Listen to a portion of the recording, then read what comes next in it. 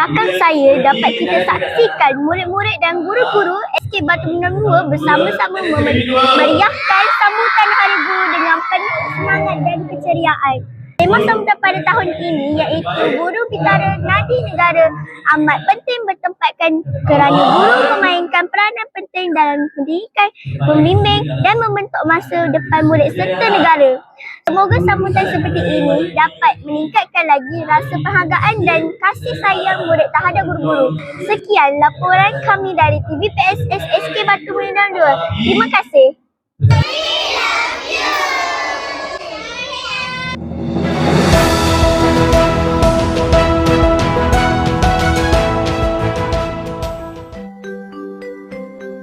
Assalamualaikum warahmatullahi wabarakatuh. Terima kasih kepada semua anak murid yang mengundi Ustazah.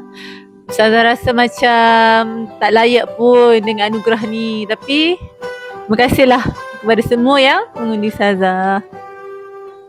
Terima kasih kepada semua anak-anak murid yang telah mengundi saya guru paling sporty. Tahun depan undi saya lagi. Apa perasaan Ustazah bila saya jadi guru paling garang? Garang sangat ke? Tak. Terima kasih siapa yang mengundi saya lah. Saya rasa saya tak garang. Perasaan cikgu bila cikgu jadi guru yang paling ayu? Mestilah gembira. Okey, terima kasih kerana mengundi saya untuk kategori Cikgu Ayu Menawan. Lepas ni saya kena jalan sopan. Dia okey. Macam tu. Okey, terima kasih. Terima kasih kerana undi Ustazah.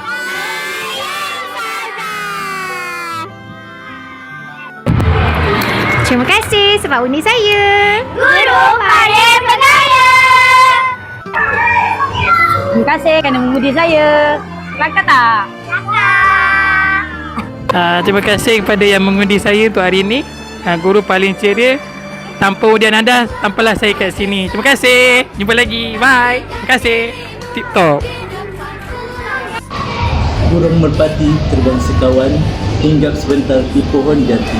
Terima kasih anak-anak budiman memilih saya guru besar paling diminati.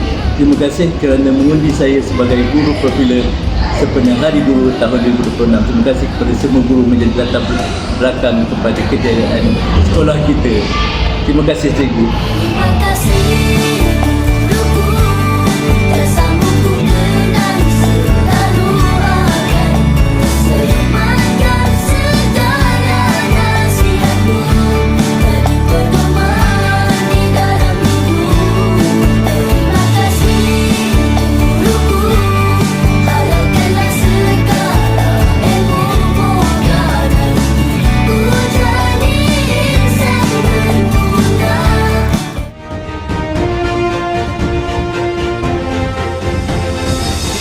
Cek cek cek, itulah bunyi cicak. Cek cek cek cek cek cek, maka jawab ibu cicak. Kalau datang ke negeri Melaka, jangan risau nak tidur mana. Hotel ada.